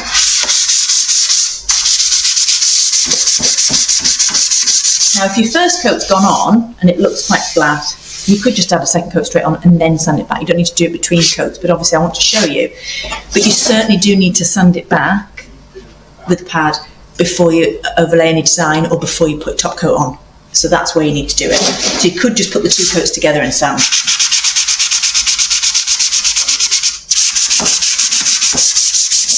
Do that.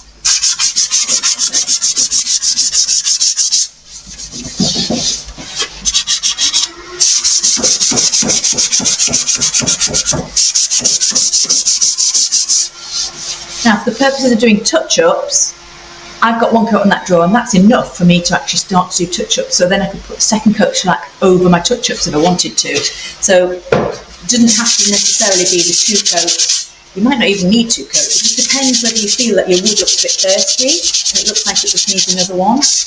Or maybe you might look at it and think, it could do with warming up a bit more, so I want a bit more colour putting in. So layering up your shellac can obviously intensify the colour. So if you're not using stain, so for example this very pale bit here, if I kept adding layers of shellac I would get a nicer amber tone, but obviously I won't get a really dark brown, or I won't, take the orange out. That's where you're going to go for stain first. I see some questions popping up, so I'll just finish this and come and have a look. So that's what I do first, and then before I put my finish on, before I put my masking tape on, if I'm going to do a design, I'm going to use a tack cloth. So you don't have to use this brand, but this is just to show you what the ones I use look like. I am a bit naughty. I use tack cloths for oil-based finishes. I'm just really careful with them because I find they pick up much more dust. That's the dust off something that I You see that big brown thing there? That's the dust I picked up off something, off the door I did yesterday. And that's the sort of dust that would not get picked up by a brush. Or just even a microfiber cloth I find isn't quite as robust in terms of picking up all the dust. You can get water-based tack cloths. Again, I just don't find them as good, but so it's personal choice.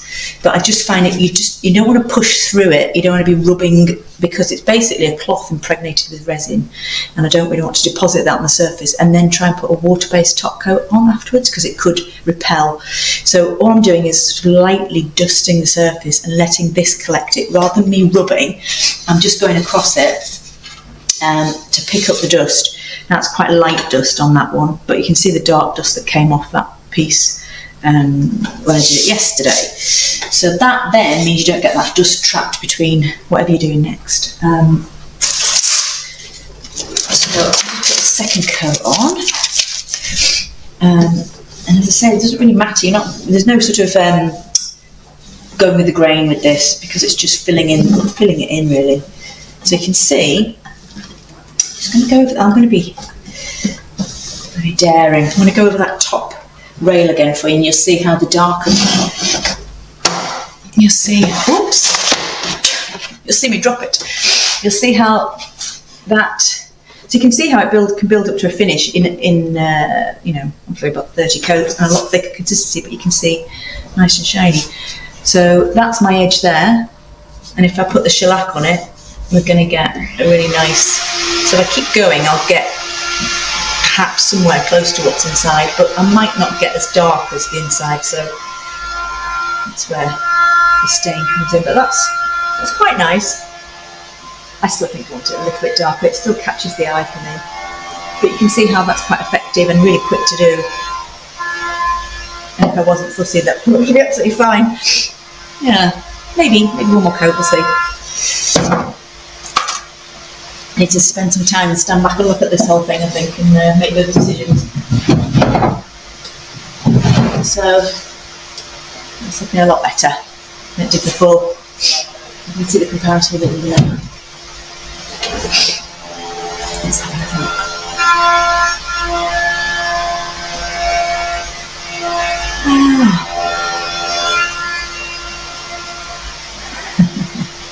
Just looking at a few technical issues. Hopefully my recording will have everything, so the Facebook Live will as well. But I'll take some time to put everything together. cut out the bits in between. Yeah, it does. It looks good, I think. And that is dry. So you can start top coating if you wanted to. So this is dry now. I mean, they say 15 minutes, don't they? But if it's dry, it's dry. That's dry enough to go again. So you can be doing your top coats and finish your top coats before you've even done one coat of an oil-based, wax-based, whatever. But what I like about this process is, like I said, it's not. You don't have to do shellac. You can skip this stage. And we will be talking in finishes about things like the Osmo oil and other oil finishes if you want to go straight to that, particularly for things like mid-century, things you're not putting a design on. But the nice thing about this for anybody who does want to do accentuation and design is that it is really flexible, and you can shellac sticks to water-based. So you don't have to worry about having got to the end of the process and you can't put anything else on top of it, which you would struggle with a wax-based finish. So it's just a lot more flexible, and it gives scope for you to come back to it and go, oh, I might just add a little bit extra on there, or I might just put another coat on, that sort of thing. So that's why I like it. It's quicker and it's easier, and that's not where that drawer goes. So let's get talking about some touch-ups in this last section. Cool. Right, I'm just going to put that to one side. Now, what I would do with that now, because it's methylated spirits based, it evaporates very quickly, as you've seen with the drying time. I'm going to then put that straight back in the jar, because you'll find that it's just dried out by the time you come back to it. It doesn't really have it's got, I think, about 9 months or so shelf life, a bit mixed. You just make it in small quantities, really. And that's why I put the greaseproof on as well, because it goes like caramel and you can't get rid of. So I can put that now together. Might actually get rid of the foil because it did stick to it last time. But you can put those all together and come back to those next time. You don't need to wash up or anything. One thing I'm going to try at some point, which is just a side note, but I don't know if you know me well enough to know that I like playing around with stuff, and some stuff works, some stuff doesn't, is Mixol. So I'm going to be mixing this into some floor paint that I've got because it's too light. I'm also going to be mixing it into something at home, I can't remember what it is. But I was thinking, because it's universal pigments, basically, Mixol. So you can mix it into things that are alcohol based, and I don't mean drinks, as in shellac, because it's alcohol based. And so you could tint them and make them, the shades you wanted. And that's, So I want to get the primary colours as well, because that'll give you a lot of scope for tinting things, just to add sort of little bits of colour as you feel. So something that I might try at some point. As a side note, let's talk about touch-ups anyhow. I have got my colours down here. So I'm going to work on this bit here. I'll bring the camera in. This, as I said before, is on the bigger side. Let's just bring it in now, actually. Let's see if we can get you in a good position where the light, that might be better down there, actually. How's that looking? Once I start painting, I think it'll be okay, because those paler patches, you'll start to see what I'm doing. I hope that works. I'm sorry that you've got to look at the inside of my disgusting drawer, but as you can see, I've got the felt out, but I now need to sand it. So, I think that will shove it off here. It's the problem with it being on a curve, isn't it?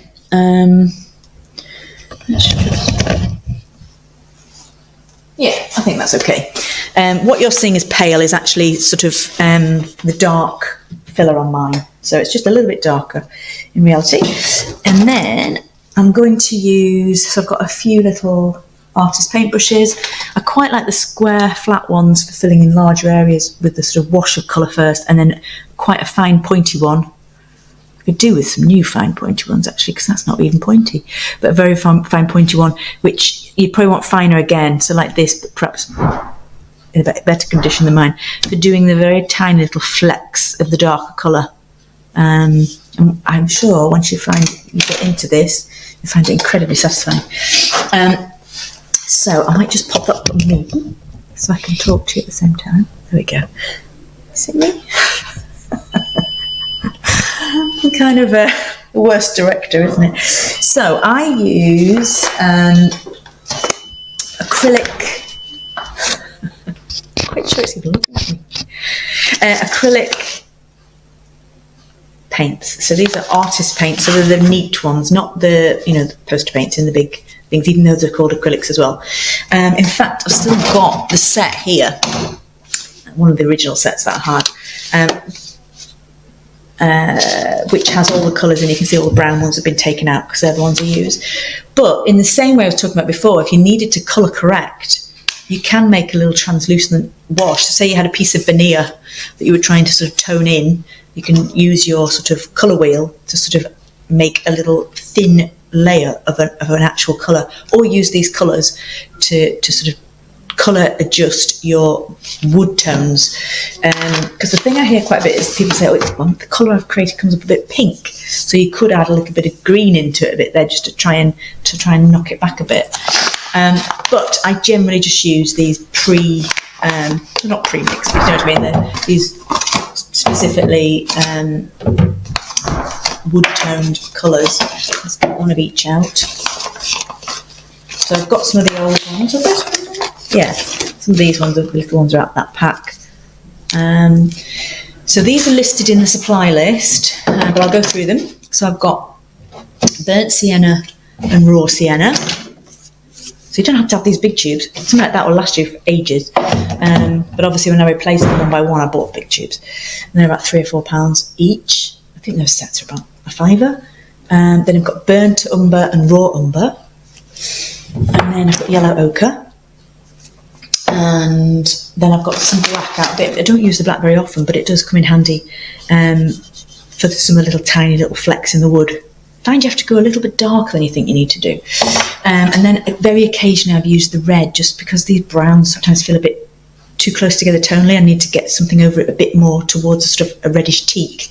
So I have got that one out of that set. And I've got the white out the set as well, which I don't use terribly often, but it's handy to have there. So, I want to get some of these out, don't I? Let's just use, so I'm going to use the bottom of a front tape box. Try to see which bit you can see. And then I'll just use this as a palette, because I'm going to be using it dry. If anybody's used these before, you'll know there's holes in them. Like, oh, I can use this for mixing paint. And then it oozes all over the table. So I'll just put a little blob of each one out. You find a little goes a long way with these, because you're going to use it a little dab of it each time. So I'm just going to put a bit of each one out. And then this will all wash off, so it doesn't really matter. You could use a dinner plate, it doesn't really matter. But you're not going to be ruining anything. So I'm just going to put more out like that. I think I've got two of the same one, so I just need to make sure I don't put two lots of that out in the book. So what I like to do, some black out please, I might need a tube of this. There we go.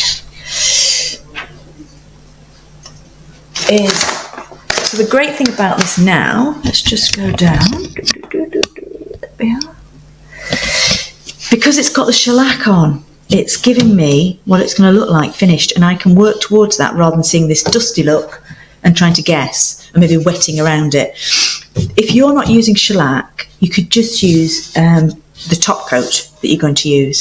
So you can either put your first coat on and then start doing the touches up, or you could even water it down a little bit initially if you just wanted to work with the damage first. What I will say now though is, this is really forgiving. You can always sand this off, wipe this off, and try again. And practice. If the colours don't look right and you stand back, one thing to say is, because I've said about wood being multi-dimensional, I've done a whole load of touch-ups and thought, oh, they look great, and then stood back and the light's hitting it a different way, and I thought, I can see those now. So there is an element of sort of, especially I've got a really challenging surface here, because this is where the light hits. This is almost a bit in shadow, but the light's going to hit here. So my chance of this looking perfect are slim, but what I can do sometimes is actually paint onto the wood. So I might even end up having to paint this whole top strip just to blend it down, so that rather than these patches looking different. I think it's fair to say, if you know where you've done the work, you'll know that it's there. So don't expect absolute invisibility perfection, because it's like trompe-l'oeil. You're kind of fooling the eye that it's there at all, and nobody else would know. But it's really pleasurable to sort of use the textures and get your head into the sort of little patterns that are there. And you can rework them.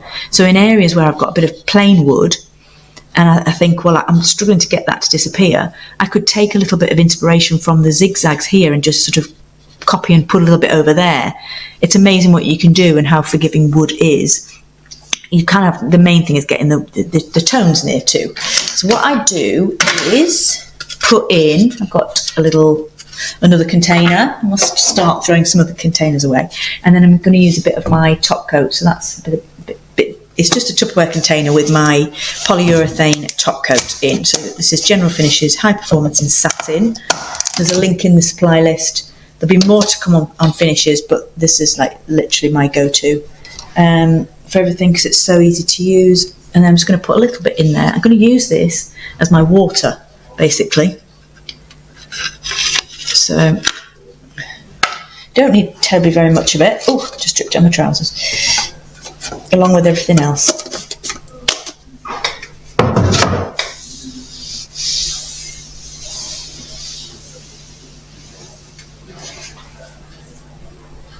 Oh, I didn't realise I've got that. I didn't realise I've got that up on my the whole time. Silly me. Have I got all the colours out? I'm not quite sure. I was talking. So again, this is a bit like staining. You're going to get a feel for it, but you could put it on and immediately wipe it back if you think that's not right. I'm just using a touch of the colour, and I do want it to be quite sheer. So let's just. So it does take a bit of practice, and it doesn't mean to say what I put down first will be right, but you kind of then know that you can sort of bring it back a little bit, because you're going to overlay, again, a bit like stain. So that's way too bright. I want to cool it down a bit, so I want to use this. What is that one? I use this one quite a lot, the raw umber, to cool things down and stop them getting too pinky. But that's what I say, you can play with those primary colours in the, well, not primary colours, the blue and the green really, in the main set, if your colours start to feel a bit like they're going off and looking too warm. So I might add a bit more brown to that actually, because I think I'm playing it too safe, because it's so the first coat might just be I just want to be a bit more translucent actually, like a base layer I should say. So you're just going to take that colour down a bit. You see I've got a bit more work to do at the back there where it's got through to the ply, but I'm going to build up in layers. So I'm not going to try and fill it all in at once. Now I am a bit impatient, I have to say, and I probably go a bit faster than you should, but the more patient you can be and the more layers you can build up without going too opaque all in one go, the more sort of realistic it's going to look, because I'm just going to wipe it off the wood, because it won't look so blocky, so sort of solid. That's what I'm trying to say, I think. So, see, that's disappeared quite a lot already, but it now needs me to add some shaping over the top of it. So I'll just put a bit of the darker stuff down the back there. So for the purposes of this, because I think I'll probably do that in about four coats maybe. I'm just going to blast it with a hairdryer.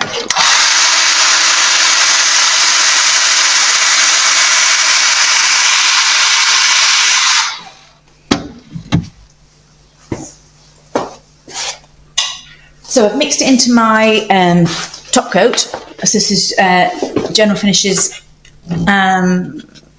high performance top coat, which is a polyurethane, so it's totally clear. You can't see it there, but it looks like, I don't want to describe it. God damn it, the lights. There, you can see the colour there. There you go, she said, I've just poured it on the floor.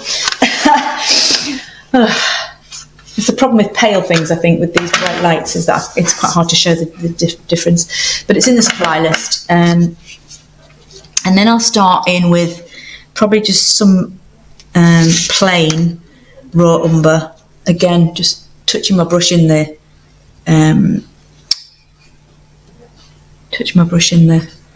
top coat to keep it moist. But I want it concentrated, but I don't want it to be, straight out the tube. And then I can start to sort of put that in, and I've got gaps there, so I can start to sort of, so yeah, I can imagine it being about 4 coats of this going on over the top, and then I can come back and actually use a tiny brush to put little black flecks. So you can be artistic about this, because it's an impression of what you're observing, but just try and keep it quite sheer and not rush the finish line. And I know that I'm quite guilty of it, because I kind of get into it, and then other times it's a bit hard to be patient with it. So building up a bit more of a random layer to match those lines going. But like I said, you can take it down across, but I only do that if I really need to. So that's starting to look a little bit more blended in. It probably needs even a little bit more, even a bit more black in that brown there, just to, because it's still a bit on the pinky side at the moment. So if I just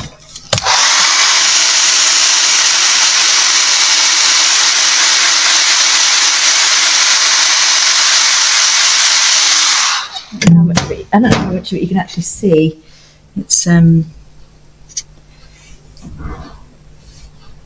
it is one of those things you want to sort of maybe concentrate and not talk at the same time.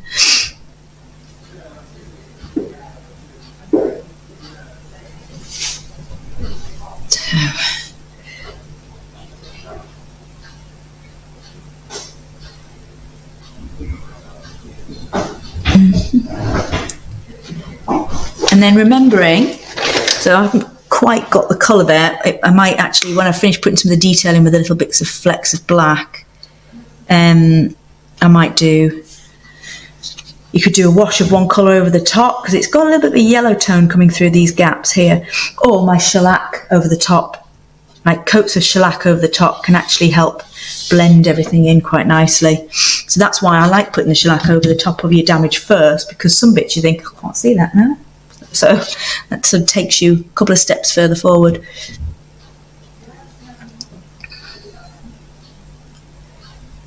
I'm just going to soften some bits with my finger to sort of blend them in. And if I don't like it, just, like I say, you can sand it off or wipe it off. If you haven't got the top coat right now, you can do this with just water. You know, just mix your paint with water. The thing to be careful of is when you come to top coat at the end, is just to actually get, when you've got your product, is to actually going to top coat your damage first. Because if it's water and paint, and say you're painting your top coat on or wiping it on, you could actually wipe it off. So that's like the same with stain. It's not fixed. So yeah, think of it like hairspray, but it's not fixed. So we need to just fix it with our top coat at the end. But I just find it a bit easier to work with the top coat because it means it's each layer is not going to blend into the next one quite so easily. So you can work on top of. So I just need to add a little bit more brown and yellow into there. But it is for something that I've done in like nanoseconds rather than the time I would take. It's not bad. I don't know if you can see it. It's not bad for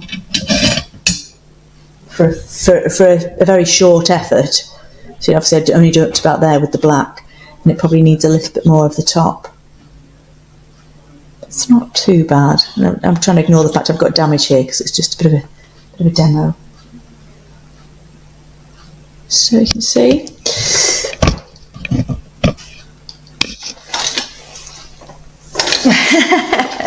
It is very therapeutic actually. I think the nice thing about it is it feels like quite artistic. It feels quite artistic compared to, you know, painting solid surfaces or top coating solid things, because you're sort of trying to mimic the movement of the wood, and you can take artistic license. Like I said, if I had some quite plainish parts of wood when I've had to film in before, and the plainer the wood is, the harder it is to disguise, to be fair, because you haven't got, it can end up just looking a bit flat, where you've got all this movement. So that's why I'm saying sometimes if there's a black line going down there and I've got this gap here, I might actually even just create another little one there, or your own, so you can look at the patination and just go with it. So it is very, very enjoyable. And if we get to a point where we think, so from there, I'm quite pleased with that. I just don't like the fact I've got a straight line, which I said about when we did the filled veneer in. We might not be doing the lines so straight, but I've actually got a cut here in the wood, so it might be that I just need to take that back a bit then. But if we stand back and think, I'm happy with it, this is where we might want to roll on to thinking about replacing bits of the veneer. But try and salvage the wood first, try and paint it in, see how you like it, and then in the next session we're going to be adding veneer on, and we can use all of these techniques to help the veneer that we've added to blend in, you know, either to stain it first or just use layers of shellac to blend it in, and then we can always add some sort of hand touches at the end if we want to. So let's have a little look at the questions. I think that's everything. I'll have a little re-look at my notes, which I haven't looked at all. Sorry, so my mouse to wake up. That'll be good. So I'm not putting a design on this one. Let me just think back when I've done.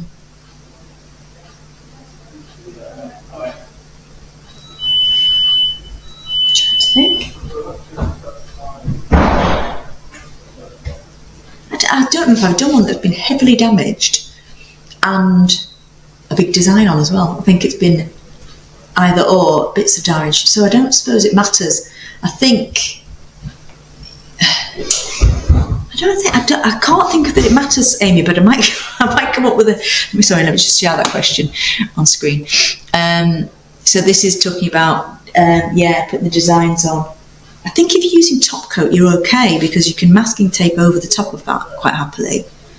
And it would end up giving you, I suppose, one consideration is obviously you don't want to be touching in things that you don't need to because you can paint over them, tick. Where you've got an area that you might have it going across it, I might do it first so that you get, rather than having to do the touch up to the line, because that could look a little bit fudged. No, I think if you use top coat, I don't think it matters. I don't think it matters. No. I'll think about that one. I think you're fine to do it at the very end if you want to.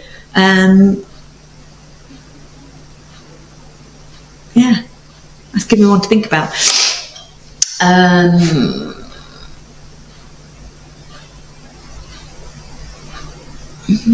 No, I can't think. So for this one now, I could add the design on when that's finished. So probably if you were trying to sort of catch in some of those areas, you'd want to put them on now. And then some of the other ones I've done the design at the very end in the top coat. So rather than it being, a paint necessarily.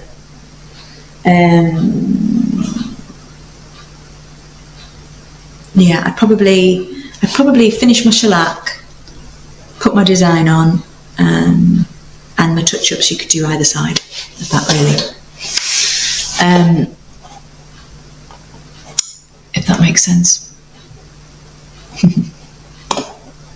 Any more questions? I'm going to just double check that I've covered off the things I want to cover today. And then we'll have a little look at some of the veneer stuff. Potentially in with the finishes session, but I need to sort of work that one out. See, with the furniture evolving as it's gone along, making decisions as I've gone, I'm going to do a veneer repair on this. This is the top piece of my sideboard there. I'm going to do a veneer repair, but I am thinking that what I will do is replace the veneer from front to back, because if you remember, I've got damage on all the way along this curved edge, but it's the edge that curves out, and the way that the wood comes in and curves out, and you can see the grain. And I'm just thinking it would be easier just to replace the whole lot, plus that lets me bend it around that front curve much more easily. But I might do a spot repair just to work through that and see about trying to blend it in and then take it all off. I just think with my design, with my piece, painting that in a gold or something, just don't think it's going to suit the piece.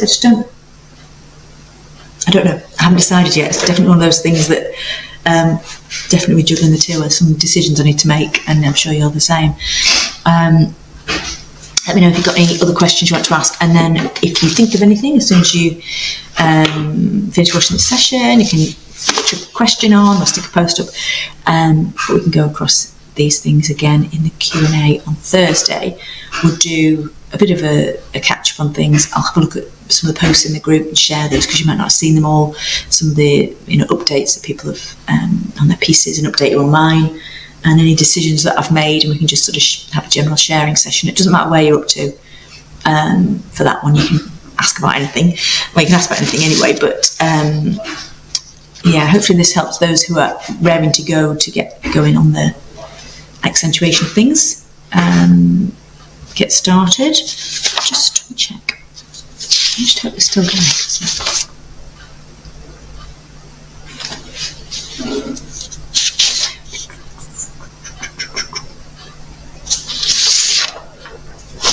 I think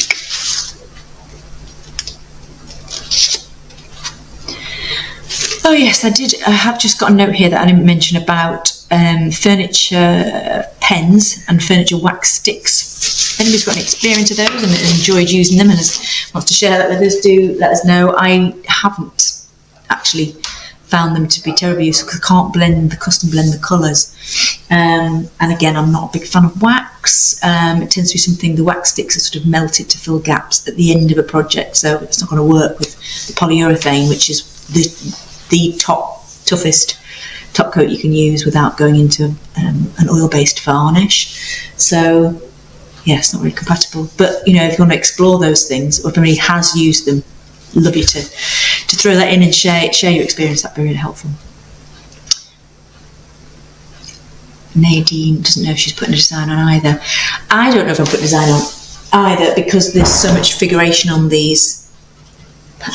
Yeah, and I'm just working out how to go along really. I'm thinking I might put it at the back of those cubby holes. That's where it might go. In which case maybe I could do it gold, but I think I want to go through the veneer replacement with you. I'm going to do some edge banding as well, which is the very flat edge here.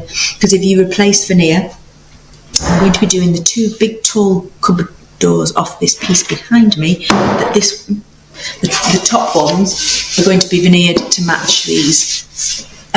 So I'm going to have to do edge banding because otherwise you're going to see that layer sticking on. So I'm going to have to redo these on the top two doors. So try and capture that, assuming things go right, because with it being a client-based project, I was proceeding in a certain direction and then that's not what they wanted. So let's hope they still want the veneer on the doors so that they all match. Because if they do, I'll show it to you.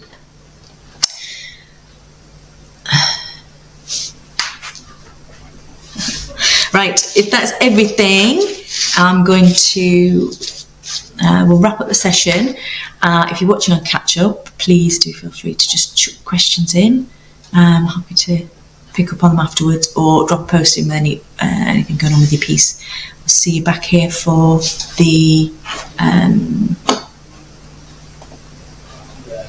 disappeared off my screen then. See you back here for Thursday's Q&A session.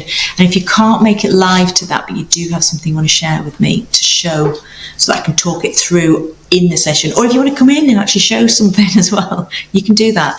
Just pop the pictures or videos, pop them in a post, I don't mind, but pop them on the event comments. And then when I'm live on Thursday, I'll also share a link for you just to drop in if it's easy for just to quickly show us something live on your piece. Thank you. Yeah, glad we got there in the end. Third time lucky. I'm back on track. But don't worry if you're still catching up. I'm thinking, obviously we're all working on big pieces, so the group's not going to go anywhere. And I'm looking forward to seeing some more updates. Please show us how you're getting on, and good luck with this next lot of work on it. Amy's off to shellac everything, which makes me very happy as well, and get excited about it. We will be revisiting that, should just say, because that's how I refresh the internals of my cabinet, because things like oils and waxes that people use, they wear off. So I'll just do a quick demo of that, because it's quite easy, minimal work to do it that way. So it sounds like you've already made your shellac, but if you haven't, happy shellac making. And if you're not going to use it, don't worry. Come and have a chat, and we can work out, what your aims are, what your goals are, what you're trying to get to in terms of colour and finish and end look, and we can plan our way through. There is some information coming in the members area on the website, which will show you that process of adding things, and then we'll have more information about the different finishes and stuff that you can add and when you can add them. Wood pop party. Yeah, show us your good wood, girls. Let's see your grain popping. All right, see you soon. Have fun. Bye.